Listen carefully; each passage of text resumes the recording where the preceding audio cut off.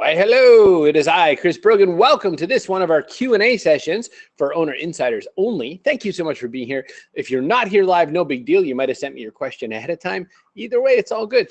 Love it when you have tons of questions for me live as well, though. You don't have to repeat any of the ones that you sent unless I don't get to it for some reason, like I don't see it in my box.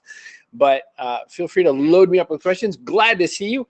Hope you like that artwork that my daughter left for me. I didn't notice it until after I hit record, so she's a sweetheart. I'm going to put on my old man glasses and start taking a look at these questions. I got lots of great questions. And is Alan here? Yeah, Alan's here. You're going to know that I appreciate that a lot, don't you? All right, let's see. What do I got? What do I got? Brian, who's here. Oh, hi, Linda. Liked your question, by the way. Brian's here. Brian says to me, my question with some background. I'm a CPA, and I have some pretty rough deadlines. January 1st through April 15th are pretty much nonstop work. Then things calm down for a few months, pick back up about now, and then calm down in October. Things like blogging and newsletters go by the wayside, and marketing and grocery shopping. It's just a matter of sucking it up. And is it just a matter of sucking it up and making time? Or is there something I could be doing to make sure I'm not letting my online marketing slip? As a PS, then what happens is when things calm down, I get frustrated and then don't start up fast enough. And then before I know it, I'm busy again. Do I just need to reframe and stop whining? I know everyone has deadlines, or is this something I'm not thinking of? Well, Brian, it's a matter of flow, and it's a matter of writing stuff that you can write when you're in your quieter modes, right? We all have our sharpening the saw season. And so there's times, like you said, you're going to get one in a couple months where you're going to be quiet again. So what you want to start doing is thinking of what kinds of questions will my customers need me to walk them through. One might be how to do better with expense reports. One might be how to understand what you can and can't claim in general. One might be talking about tax ideas, or should you really move to another state, or country, right? Is it really worth it to live in Borneo? I'm picking one, but I don't know which ones have which great taxes. So you can start putting those together in the quiet time and schedule them for the busy time. I mean, if you look at it this way, if you only need one a week, you need 52. And you technically could reuse the 52 because who's going to remember from year to year? But you know what? You probably have some long-standing clients who will. I wouldn't do it. I would write new stuff all the time. But you're talking 2 posts. If you do 2 posts in any given day of quiet time, then that means you can have those 2 posts ready to go. That's 2 weeks covered. So let's say any given day of quiet time, you could get 2 posts done in 2 hours, let's say. For me, it's a lot faster, but let's give you 2 hours. 2 hours for 2 posts. So you set your timer, get your ladybug, or Jane has cats, and go for it. And then from there, what you do is just, bang out a bunch of posts, take your little breaks where you have to, go pee, get a sandwich, that kind of a thing. Boom, you get 2, schedule them. Start putting them out way far in advance. And that way, that as long as you can keep loading the jukebox up, you're good. You just have to keep doing a little bit every now and again. When a busy time hits, you're going to be like, too good for me that I've already got that loaded in my newsletter, my blog, and blah, blah, blah. You might start looking during those super busy times into what can you do with video, because a video is a lot faster to put together, especially if you're not exactly super fussy about it, like Facebook Live or something like that. Push live, go for it. Hey, this is Brian. Have I got some cool tax question and answer ideas for you? Blah, blah, blah. This is never legal advice. This is just opinion. This is considered entertainment. All those disclaimers. Let's go. Right? You could do that. And then you could replay that a bunch of times. So there's a lot of ways you can get that content going in the off times that will give you the juice you need for the busy times. Hopefully that answer works for you. And yes, also quit whining, but that's a bonus answer. All righty. Deanna asked this question. In your how to attract the attention of big companies, would you mind please sharing how the money worked? What were your specific deliverables and what did they pay you to do? For example, the Sony Summer of Dads. Specifically, he said they bought the idea, just what went into them, prospecting them, and whatever. Oh, what a great question. So, Deanna, by the way, this is the absolute pure, perfect version of asking an insider question, because you're asking me, will you talk to me about your private inside business? And I'm saying, sure, because you're an owner insider. With Sony Summer of Dads, I reached out and mentioned, or I can't remember if they contacted with me, but I got on a call with the Sony people and I said, I've got this idea. Why don't we do something with dads? Because I had a website called Dad-O-Matic as one of my many sites.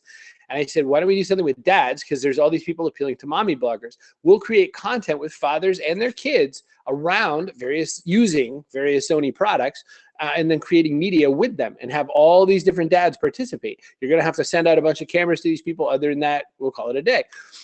We charged, I think it was like $50,000 for the project. And they said, sure, that sounds great. When you ask the question, if you're asking very specifically, how do you price any project to a big company, you have to really understand what other people might charge them, figure out what your version of that's going to be. With deliverables, what I came up with is X number of posts created by Y number of people using all of their products in a certain way. They got no editorial say unless something was just egregiously off-brand or bad, and then we could sort of pull it. I think we had one example of that where someone said, can we not use that one? And we said, sure, fine. And we just had the person take the video down, and it was over with. It was done. It was fine.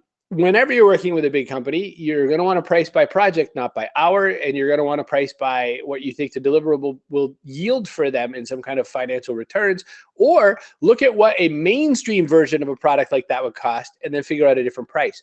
Like, I know that making a commercial, like if Sony came to me and said, let's make a commercial, that might be $3 million to build a commercial. So me charging 50 grand is like bagel money to them. So that's why I allowed, that pricing, because that way it's kind of a no-brainer. They're willing to take the risk because it's just another lob into that space. You can always start prospecting other people who are in the space to see what they charge. The problem there is you don't know if they're charging low or not, or high or not. And you might also start asking around to some agencies, but they're tight-lipped. So, it becomes kind of tricky. I made the number up. That's the real answer. But, you could get a little more scientific if you wanted. Hopefully that helps. All right, let's see. Great question, though, Deanna. Hello, Dr. Jeff. Take a look at this attached letter. What do you think? Hi, hope you and your family are having a great summer. As some of you know, there have been some changes in my practice in the past year and a half. All right, Dr. Jeff, this letter is about 700 words too long because you buried the real detail that you're trying to make about 14 sentences down. I would reword this just a tiny bit. And I would say, hope you're having a great summer. As some of you know, there's been some changes to my practice over the last year and a half. Effective, this is the days I'm going to be in. But great news, exclamation point, you could do this with the link right there. Because this is what's, how I'm going to make up for that, blah, blah, blah. Down below that, I am so grateful for all the people, blah, blah, blah, all the thank you stuff in your newsletter. But again, if you have any questions, hit reply, or if you're ready to join my special group to keep really good coverage of your pets, click this link and see what it's all about, right? So you want to trim it a little bit. You're going to want to stuff the details a lot higher because they were way far down in the weeds of you explaining some stuff. And then you can put the weeds down a little bit below that because you've already put the request for action in. That's the only changes I'd make, minus maybe, like I said, a bunch of sentences, maybe minus 200 or so words. But if you wanted to leave the words in, keep it that order. Hi, love you. Boy, things have changed. Effective immediately. This is what that means. But here's the good news. Here's the link. Thank you, blah, blah, blah. Here's that link again. Have any questions, hit return. Otherwise, here's that link. Get out of here. Okay? That's how I would do it. Great question, Dr. Jeff, and I'm so proud of you for taking that step. Natalie. Hey, Rob, based on Chris's recommendation, in your next 6 months, I'm reaching out to 5 people a day. Well, that's my goal anyway.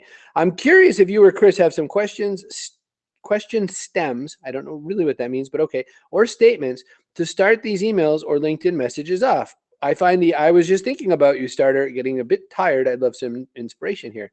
I am here for your inspiration, Natalie. Hey, Bill. I was checking in with you because I've been noticing that a lot of the people that I'm dealing with have this kind of problem going on in their world, and that's the kind of problem I've been solving lately. I was curious if you know anyone else having a problem like that right now. Maybe you could direct me in their direction. See what you've done. You've said, hey, who do you know that's suffering from the problem that I've been working on lately? You're asking for some networking help. They can then say, oh, me, I'm having that problem. You could solve that problem for me. And then in you go. That's the magic repeated story I've been using over and over and over again, ad nauseum, as the nauseous people say. Senior J. David Stein.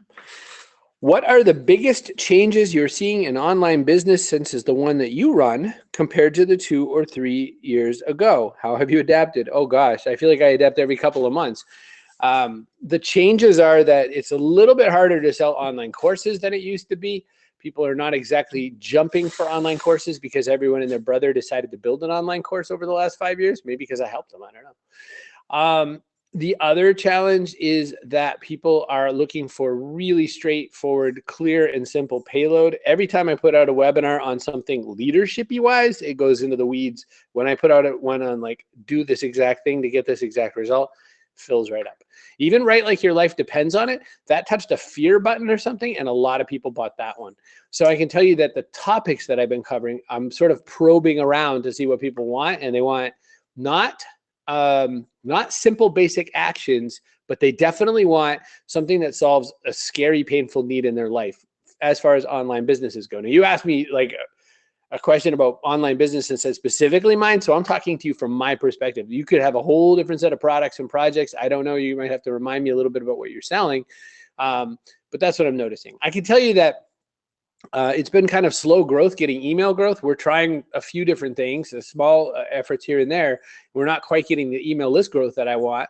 I think part of the reason is of how I do my marketing and how I connect with people. And I think part of the reason is that people aren't, dying to sign up to another list. It's a little slow going on YouTube, but I'm building all my content out now with the mindset that I'm going to have a lot more people paying into that as time goes on. So I'm starting my YouTube for me ahead of the curve, even though this is kind of like that Buddhist proverb of like the best time to plant a tree was 10 years ago. The second best time is right now.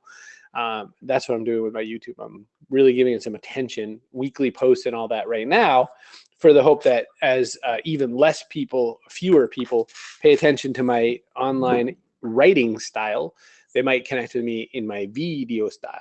Put up a new post today, by the way. It shows our own owner insider, Andrew Nutt, and I out lobster boating around. That was kind of fun. All right. Hopefully that's helpful. Tell me some more stuff if you need it. And give me specifics if you want to. Remember, this Q&A, like I charge people $1,000 an hour for some of this. You could ask me any question you want for $100 a month, where you already get courses and webinars. $1,000 an hour, you get it for free right now. Ask me really specific ass shit about your business. That's why you're here. You're not here just for entertainment. I mean, maybe you are, but thanks for your $100. Denise, would you please talk for a couple minutes, okay, set a timer, about mastermind groups on tonight's Q&A? I don't ever hear you mention them. There are people who rave about successful ones, but I'm not sure how to identify whether one would be professional and effective or not. I've been part of some coaching groups, but none has really been helpful for me. I find lots of people who are really committed to their group, and then I get annoyed.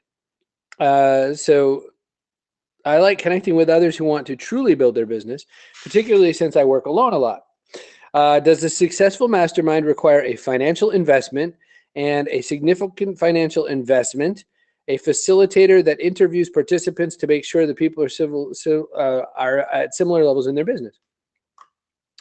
One of the best books I ever read in the world, Denise. Hi, Michael. Love you much. One of the best books I ever read on this in my entire life was Freakonomics. Freakonomics by Dubner and Levy said one important detail. Like, it's a very large book. I did the audiobook first, and then I read the paper book. I can tell you that the most important thing you need to learn in Freakonomics is incentives. What are the incentives? If you can figure out who is incented and why and how and what, then you really understand better why someone spends money, where the money goes, et cetera, et cetera, et cetera. The reason I say all this is in a mastermind group, if I'm going to make a high quality mastermind group, high quality is just a term for I'm going to charge you a lot more. Second piece of that is, if I'm doing that, what is my incentive as the person running the mastermind? To really help you with a great business? No, it's to make as much money as I can with that group of people in sort of a whatever the market will bear method, by trying to transfer as much value to make it worth it. It's really important you understand the second half of that, because someday I'll probably launch a mastermind group of my own and you'll be like, oh, you said bad things about. Yes, because a lot of people think of mastermind groups as lazy wallet gathering exercises. Me, if you've known me for any length of time, I am flipped out about mastermind groups, because if I launch one, I want to put as much value in it as possible. I put as much value in everything I can do as possible. I put ridiculous overvalue in everything. Again, you're in a $100 a month group that could be used just like a mastermind group if that's what you wanted to do. People don't do it. They just, tweet each other's lunch out, but that's what you could do. So, are mastermind groups valuable? I guess they could be. I've never yet found one that connects with me. I have friends who live by it. Any of the name brand mastermind groups, I've always had a problem with.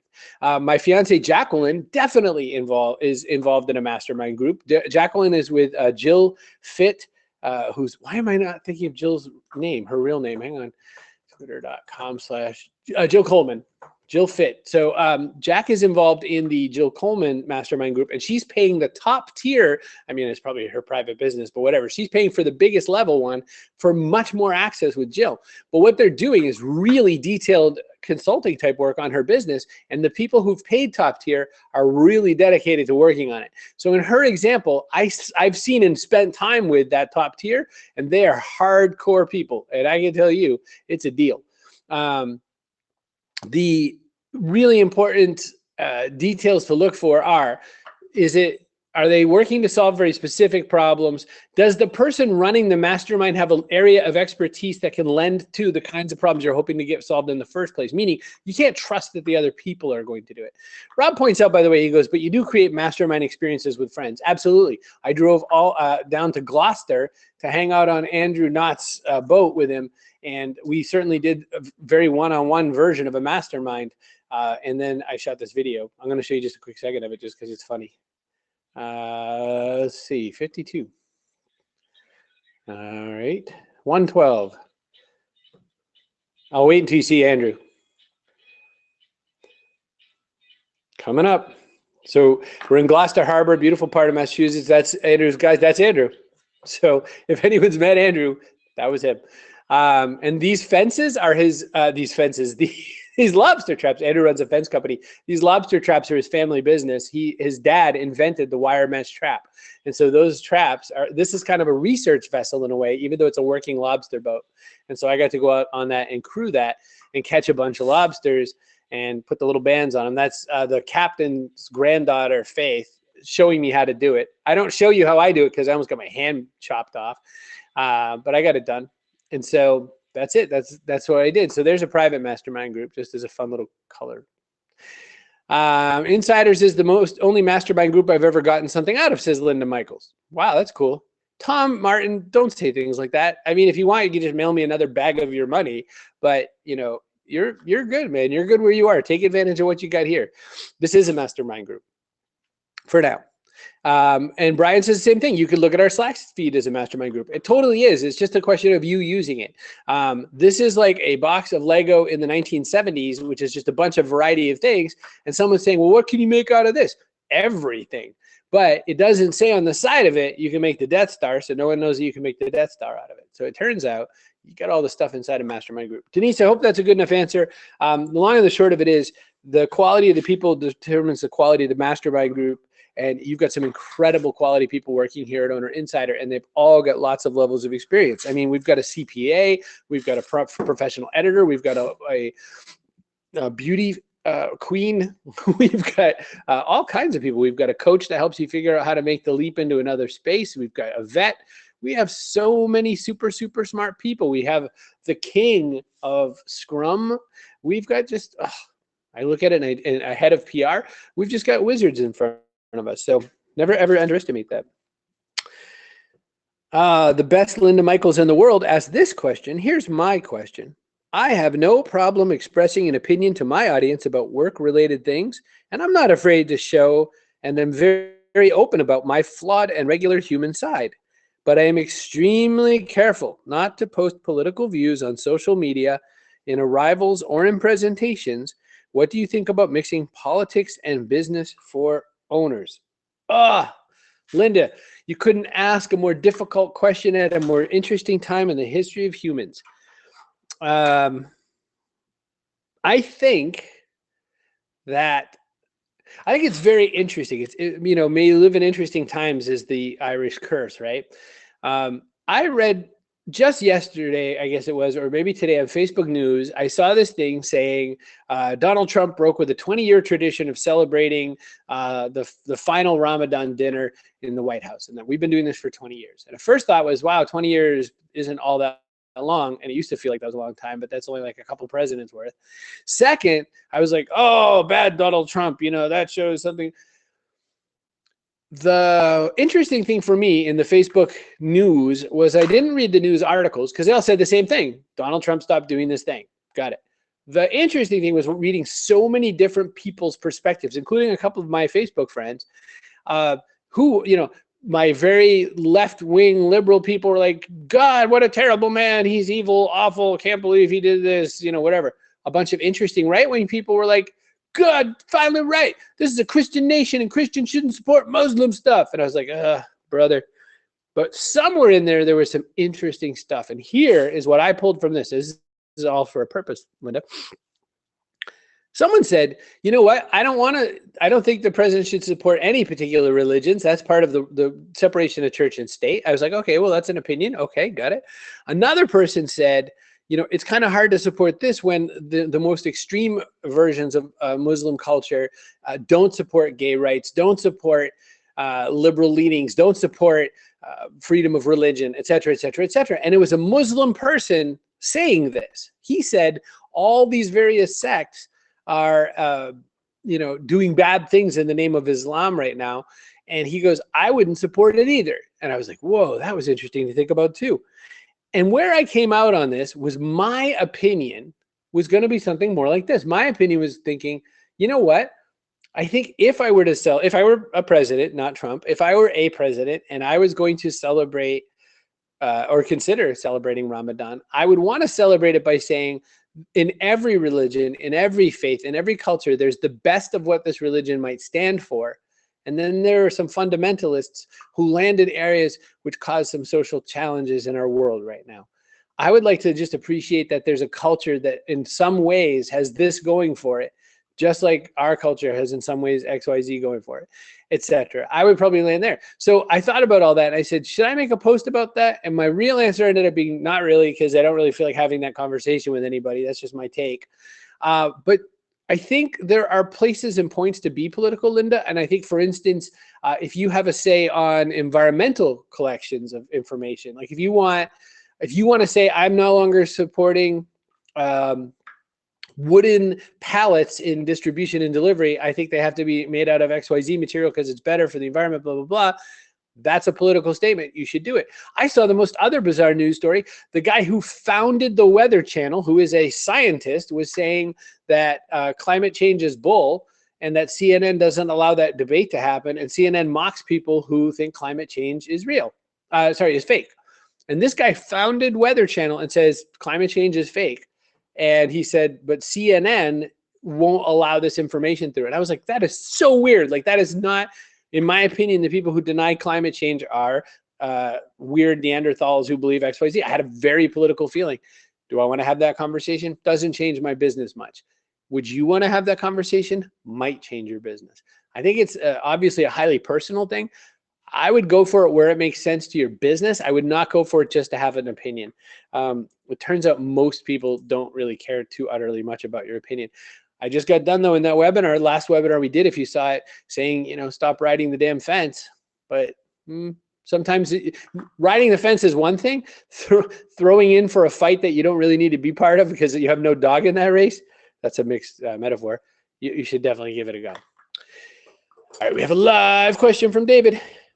I open my Money for the Rest of Us membership site to new member enrollment every 6 months. I do this because it motivates fence sitters and keeps retention high. I'm considering doing a 7-day soft open halfway between the official public enrollment periods to members on the waiting list. Basically just an email invite. Thoughts? All right. Well, number one, it doesn't hurt anybody else, especially if you're only marketing the email list, because no one else knows that you opened the door a little bit. Number two, it's like a special, you've been waiting so long. I'm so gracious that you even wanted to get on the waiting list. Your time is right now. We have just a few slots open right now as it happens. Love for you to join Scarcity. There's a few slots. By the way, Scarcity, no matter what you say, good, bad, tactic, whatever, Scarcity works. You could choose not to use it, but you can also choose not to install airbags in your car. And it doesn't impact anybody else. If you segment your list, if you slap your whole list with that, David, you've done a bad thing. You've just told everybody that you don't really honor your close and open dates. But if you say it to your waiting list people, you're saying, hey, look, I love you a little bit. I want to get you handled. So go for that. I would do it. I would absolutely do it. Besides, you lose zero by trying this. If nobody buys, then you have no sales more than you had before when you normally weren't intending to sell anyway. If you get a few more sales, super, baby gets a steak. I would give it a go. Larry asked a question, should we use integrated email on the Rainmaker platform? Is it robust enough for a startup membership site? If you're asking, is the email platform in Rainmaker robust enough to start something? No, I don't think the Rainmail platform is any good. I haven't used it lately, but I used it at launch a little bit, and I did not like it. It did not do the things we needed it to do. It was not sophisticated enough yet. But I don't know what you intend for it to do. When you're asking that question, Larry, it's sort of like a how long is a piece of string question, because I don't know what your intent is. Do you want it to, do you need it to do lots of segmenting stuff? Maybe handle segmenting okay. Do you need it to do really complicated automated stuff? Do this, but only if and only then, la la la. No, does not do that well. We use Infusionsoft for that. I guess you could also use MailChimp Pro or Aweber for that. I don't highly recommend Rainmail yet. Friends with all the people who build it. I highly recommend Rainmaker, but I don't necessarily recommend Rainmail yet. If you have any other follow-ups on that, go ahead and dump them in the Q&A or send me a letter after. Let's see. Brian, if you need a topic to discuss, of course I do, baby. I would like to learn more about finding quality influencers and affiliates for your product, or your thoughts on influencer marketing to help grow your business. Some of my best customers came from my affiliate and influencer partners. For affiliates, going beyond just signing up for a program that manages your affiliates, how to find quality and how to have an attractive program. All right, so there's a few things. My pleasure, Larry. There's a few things there, Brian. So affiliate programs do not just run themselves. You can ask Rob that question. We've tried our best to just not do anything with it, and it yields exactly that, which is nothing. Oh, that's weird. Rainmail has been taken off, Rob, or Rainmaker? Sorry, people. Live information coming in. Rainmaker. Huh, that's weird. What happens when I go to it? Oh, that's interesting. Can't even buy Rainmaker right now. That's an interesting one. I'll have to call my friend Brian and find out. All right, other Brian, let's go. You can't just have an affiliate program and hope that people come to it and hope it's great. Number one, you have to make sure you give the right kind of money. We think the more you're willing to give away, the more you're going to attract people, but it doesn't mean they're going to do anything. You have to give them serving suggestions. You have to say, now that you've joined the affiliate program, here's a couple ways you can promote, blah, blah, blah, blah, blah, blah. Here's some samples. Here's swipe copy and swipe files and all that. You could do a lot with that to get people understanding how to be an affiliate. Here's how to make a video that may or may not help people choose editor because of your recommendation. You can give people a lot of material to go with that. And I think that will help you. Let's see something. And then, or you can also say to people, here's some ways the better people do it or whatever.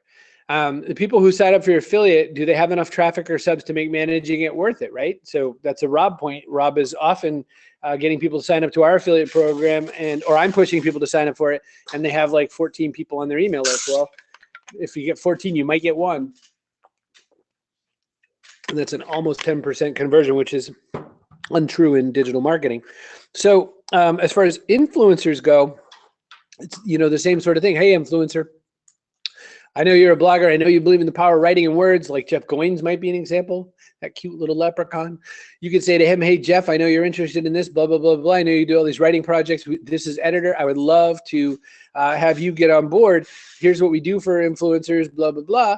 And then from there, you could sort of grab into having, and we offer these kinds of whatevers. Most influencers already know how to do this kind of stuff. Like if you say to me, hey, Brogan, get back on board, start promoting editor, then I'm like, okay, I'm in. I don't know if you're still using ShareASale. If you are, then I have a link, and if not, I don't. So that's how I do it. So that's how I'd go after it. David says Rainmaker was charging too little for too much work, so they will only sell it as part of consulting or implementation. They merged it with Nimble Worldwide to facilitate it. Okay. All right. So Corey says, hey, I'm taking your Simple Marketing Made Easy course, and I'd love your feedback on my tagline. All right. Well, first, your tagline is about 55 words long, so that's not a tagline. That's a very long sentence. So let's read it.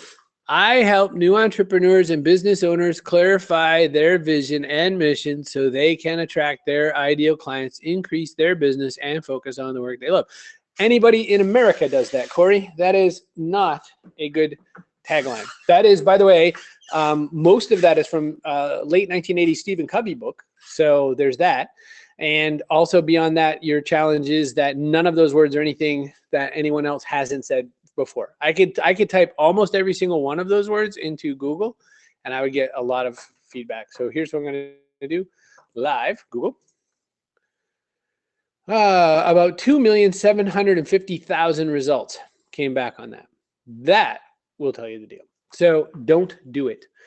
Awful, awful, awful bad plan. So look, simplifyyourmarketing.com, work with Mike, better, smarter, richer, climb better, smarter, richer.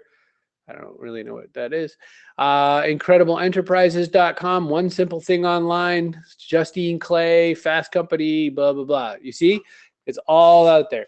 So I'm not trying to slaughter it just to slaughter it, Corey. I'm saying if you're an insider because you're here, watch last week's webinar about write as if your life depends on it. That might give you some new view on simple marketing system.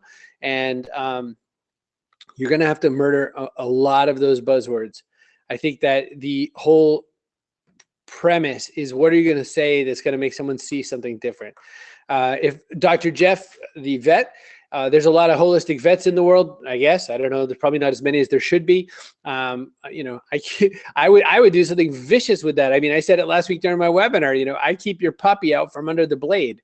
You know what I mean? That's a horrendously visual image, but that's way different than I provide holistic solutions for children and blah, blah, blah, blah, blah.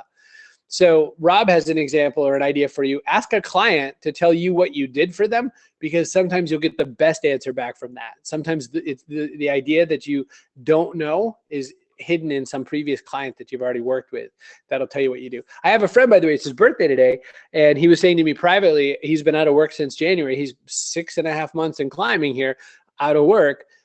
And he's a really smart guy, really useful guy. And he said, I don't know what my problem is. And I took a look at what he was working on. I was like, dude, you're so vague. Like, you are tofu and no one's going to hire you because they don't really know what you solve. If you can't land a really specific problem, and what you listed in that long sentence is not, and none of those words relate, pick any one problem and fix that. Our own organizing woman, we have people who do closet organizing here in Owner Insider. And, I would say, I give you back your closet. I renovate your house for, cheaper than a coat of paint. There's all kinds of ways you can say this that are going to get people the simplest idea of how they can possibly use you in other ways too. And then you can sell them on that, but start in some space and explain it. I think our fear when we come up with the tagline is, how am I going to know what I can give you or something that's going to make it work? So for instance, strategies and skills for the modern business at least starts you in a direction. You don't have a strategy for your business? I'll set you down with one. Andrew Knott and I, that's what we worked on. We had a strategy for what he's going to do in his downtime. That's how we did it. My very favorite Jane Morehouse in mostly North America and possibly Europe. Not so sure about the rest of the world. Hi, Chris. How do you know when it's time to give a client the opportunity to enjoy services from another agency? If I don't like the client, it's easy. If I really like the client and I know that I can't help them, it's easy. If I am sick of working with the client, or I think that I've been with the client for so long that they need a different point of view, it's easy. The rest of the times it's hard. So for instance, I've been working with this company, Workfront. I really love working with them. They're really good people. And in the process, they came up and asked me a question about how do I become the category leader of a new category? How do you define a category? And I was like, I have met the people who wrote the book on that, literally, and I'm going to have to introduce you to them. And the CEO said yes. And so I handed probably $1 million away to somebody else because it's not my job.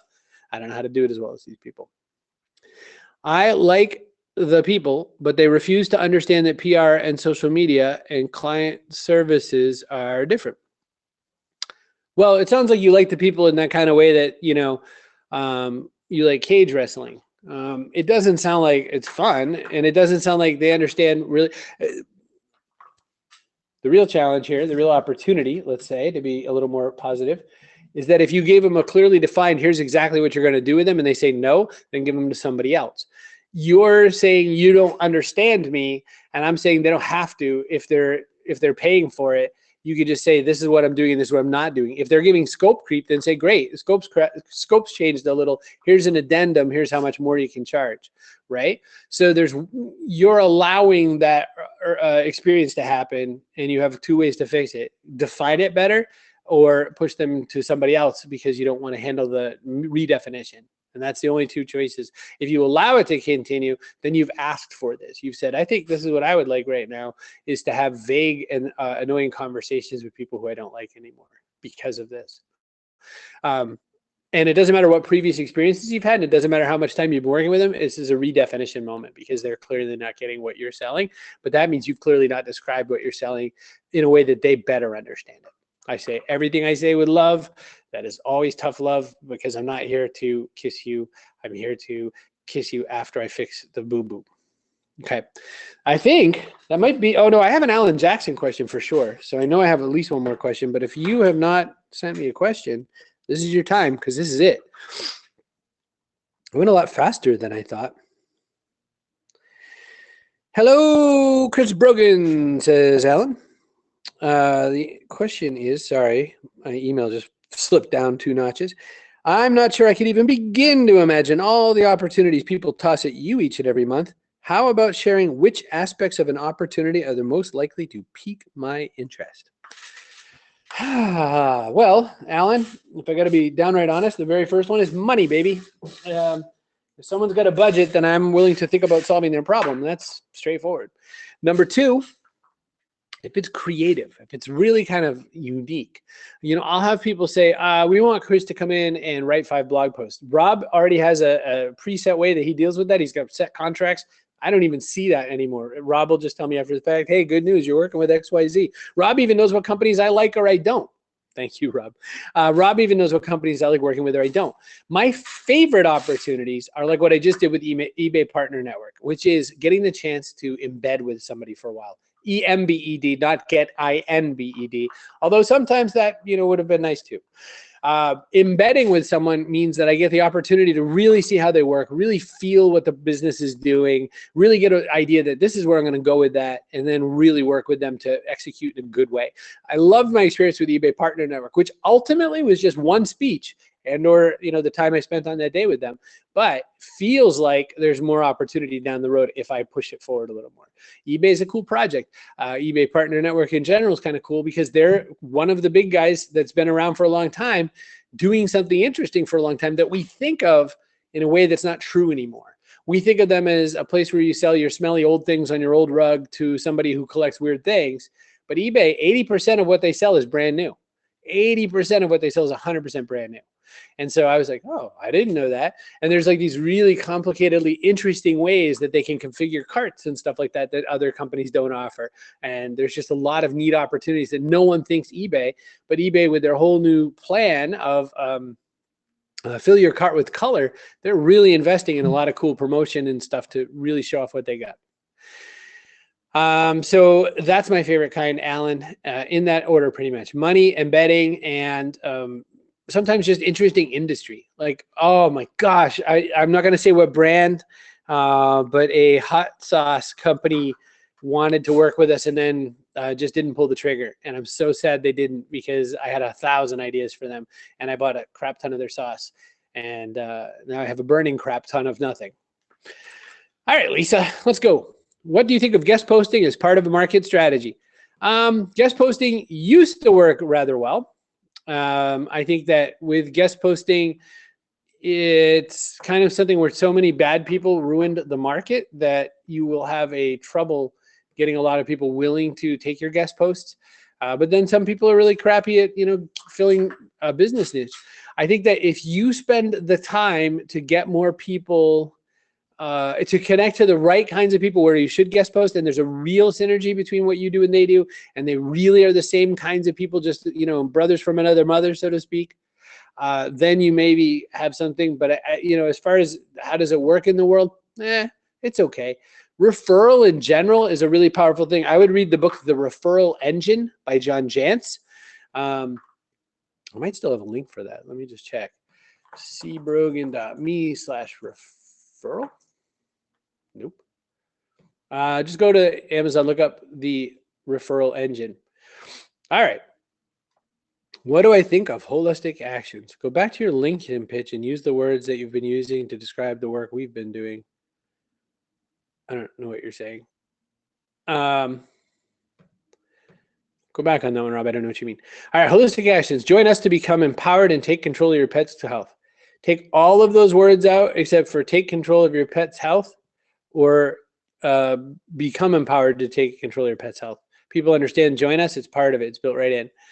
I don't know if this is your intention, but your font is relatively small. Your buyers are of a certain age for the most part. You might bump up the font on your standard text areas, more like down here in these areas. But even if you notice this font size, and then we go back to the little font size. Okay. Welcome to Holistic Actions. You know, this is sort of a wasted space right here. I would put something better here because welcome is just like, you know, basic words. Holistic Actions Academy can help. This is, you're saying, you know, you want the best for your pet. This can help. You're sort of restating the name of this place a bunch of times in a row. I would take out some of that echo. Get access to conventionally and holistically trained veterinarians and other pet professionals. That's interesting. This is not proactively, by the way, as far as I know, is you could use it as one word. I don't know that you need the hyphen, but that's just me. I don't know that for sure. Get access to conventionally and holistically trained. I think I said that to you, Rob, the other day. Just a quick side note, Dr. Jeff. Rob, I think I said the kinds of people I've been working with, they've been having problems better defining their forward-thinking strategy on using tech to drive better human interactions, and I've been helping them clear that out. That's mine. All right, we will help you proactively promote wellness. Nope. Okay, the only problem with proactive, Dr. Jeff, is no one buys proactive, right? No one buys vitamins, they buy pills. We've had this conversation a lot of times. That's why there's a proverb for it. No one buys vitamins, they buy pills.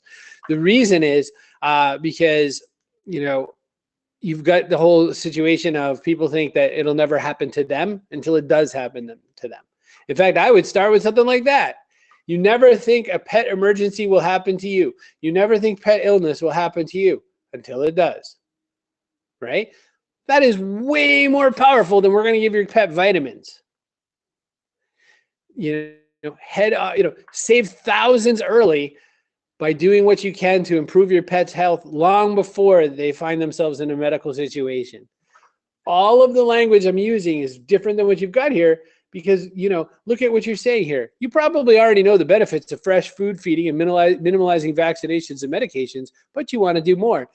Yep, I get it. You're talking to anyone who has ever owned a Subaru. I get that part, but you're not pushing them closer to the choice to make a decision, and that's the problem. Why should you join us? Because you'll help your beloved companion animals have happier and longer lives. Written like a doctor. You should hire like a street promoter for some shitty band to write your site. Like you get better words from them because they're going to be written in language that people will kind of connect with a little tighter. I love you. I'm just saying we gotta ungentle this just a tiny bit. Join us. You can become empowered. By the way, can become empowered is one of those weird, juicy, negative, mushy, gooey sentences. So empower yourself and take control of your pet's health. Control is a tricky word, though. You could always think of the stuff, empower yourself and master your pet's health. Control is a different word than master. Master is I feel so in control of myself, but take control of your pet's health is a subjugation. Okay, so think about that. We'll walk this path together. I actually like that a lot. We will learn how to maintain and regain health. Not bad. You'll get access to our veterinarians and other pet professional faculty. Would it be professional pet faculty? Pet faculty might mean that your animals are the faculty. Join us for live online classes, discussion groups, webinars, recorded video courses, and a community forum. And other resources will help you benefit. So this this sentence is a run-on by mistake. So join us for this, and this, and other resources, period, will help you benefit from our decades of clinical experiences. By the way, another sentence that should come early, staving off the illness, blah, blah, blah, blah, blah. And then there we go the other way, take full advantage of our decades of clinical experience, right? That's a huge statement. Put our decades of clinical experience in your ear. That's powerful, right? Because you're giving them the trade-off. That's what I would do. And I don't know if this is just because of my screen and it's big and it's 28 inches, but that is a big ass piece of real estate just for that one little come get my email. By the way, I love you for putting cute kitten right there. Perfect. Remember I said more kitties? That's a deal. Caring, we're back to a plant. No one cares. Take the plant off. Plant and caring are not a good plan. It's perfect, says Rob. Ducks and all that, perfect. There we go. All righty. Sense shifting. We're on to Kimberly. More kitties, says Jane. I'm just picturing Jane Morehouse as your website designer. Since shifting my audience from online business, mostly SaaS companies, to local businesses, my traffic has plummeted. Yeah, no kidding. Could this just be a natural stage in the process of moving to a different audience? Partly. Or should I be worried that I'm on the wrong track with this audience? Probably. On a positive note, the local biz owners that I have on my list have responded really well to the shift in messaging and emails. Thanks for your recommendation last office hours. So there's that. Give me the tough love. So it depends. And again, I've really got to remember, what exactly are you selling? Because if you're just going after small business and SaaS people are utterly different humans. So, that's the kind of deal. It is so important that you've, really take your hard work and put it towards, laser focus on who you're going to solve their problem and how. I have been on such a kick ever since listening to a quick podcast with Manoj Bhargava from 5 Hour Energy and how he built that company. I'm ruthless in what problem are you solving for me? How short can you make that sentence? Copywriting. All right. So that's one of those ones where it gets a little weird, Kimberly, because you know that you can copyright for anybody and it doesn't matter. But you've got to speak their language. You might need 2 different sites or 2 different landing pages or 2 different offers. SaaS people here, small business people here, But again, pay attention. Be right to the point. Up your lead generation, improve your potential conversions, blah, blah, blah. Whatever you're going to sell them, sell it in the first damn phrase. It's subject line battles or nothing anymore. It is so important. If you did not watch last week's webinar, Write Like Your Life Depends on It, get on that, woman. That's where your challenge is. But yeah, that plummet, I would pay attention to that plummet. That plummet tells you you've just scared off some people that you were serving. However, it may be time to segment. It may be time to have a SaaS presence and a small business presence, a little more work. Yes, better, because neither one wants to play with the other. I got from one of the largest companies in the world of social platforms, I got told, I don't think Chris Brogan works with big businesses anymore. I wouldn't want to tell you what company I'm talking about, but I could tell you that they said, I don't think Chris Brogan works with big business anymore. It's like, I totally work with big businesses. Staples, big businesses, right? So you got to fix that.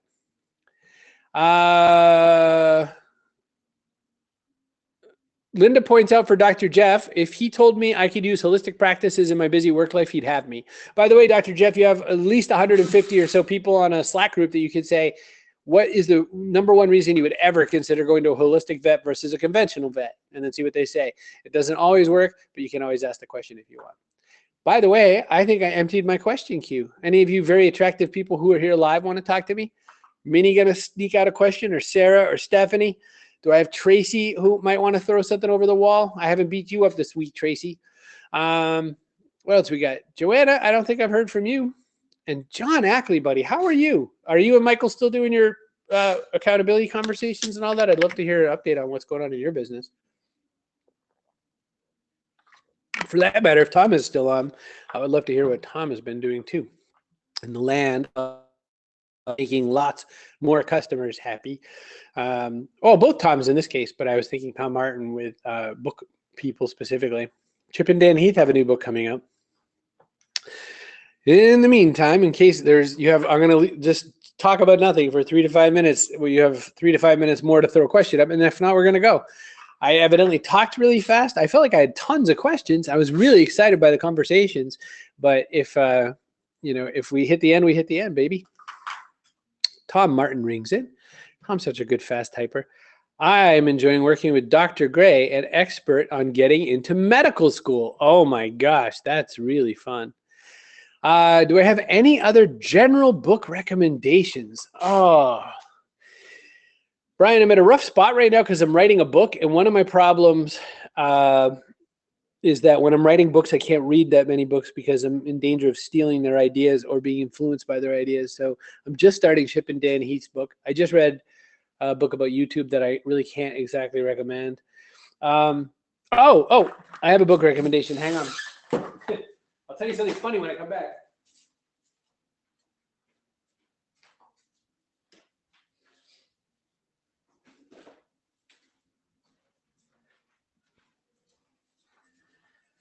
So, as a podcaster and as somebody who's big and important and very fancy, I really wanted to get General Stanley McChrystal on my podcast because I've had a lot of Navy SEALs on. Stanley McChrystal was a general who worked with those kinds of people, and I liked his book, Team of Teams. However, I wasn't able to land him. But this gentleman, Chris Fussell, who is a Navy SEAL, former Navy SEAL, who worked with McChrystal, also who had written the book Team of Teams with Stanley McChrystal, wrote a book right afterwards, super fast after. He must have had both written at the same time.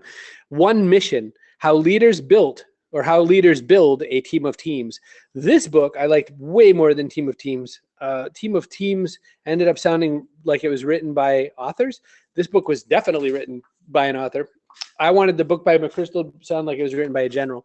They did a problem with his voice with their ghostwriting. So I would say One Mission, good book to read. I'm only a handful of pages in, but I like it so far. Ooh, good stuff. Thanks as usual. Thank you, Michael. Many copywriting suggestions, but where to find someone helpful? I believe Kimberly just said on this call that she's a copywriting professional. Maybe she can help you. I never know the answer to your question, Dr. Jeff, because I don't know much about copywriters. I've never hired them. I'm afraid of them, and I think they're scary. And there's that. Book others here might like, You Are a Badass. Yes. All right. Joanna says, so we're about ready to rework our blog to assert myself more of the expert, but how long should a post really be? And assuming I need to dig deep, would white papers be way too boring? Yes. My graduates want more resources to share with their clients, so I need to provide them with something to point to. Joanna, remind me what your area is, and I'll talk to you about that. My current copywriter, Dr. Jeff, I won't even read the rest of that. Your current copywriter, you should thank them and wish them well. Just checking in to look over your shoulders this week. No question. I'm always glad when you look over my shoulders. The tech is changing so much each day now. Are there any new bright, shiny problem-solving pieces of tech? Nope. I like all the old ones. Yes, Dr. Jeff, the other, Kimberly Crossland is an owner insider. You can find her in Slack and talk to her there. I'll tell you the most bright and shiny tech you should be paying attention to is doing better with your email marketing, segmenting with your email marketing, using Google Analytics a little bit if you're not, and paying attention to what keywords are ever going to guide you in on AdSense and things like that. All right, let's see. Now I've got to delete all my political tweets. I just couldn't help myself. I know, and the thing is, you're going to find those people who are going to appreciate you, and then there's going to be those people who don't appreciate you. And you could be pro-Trump or anti-Trump or anybody, and you're going to gather some people around you. The challenge sometimes is it might be the right thing right now. You might find yourself on the wrong side of history.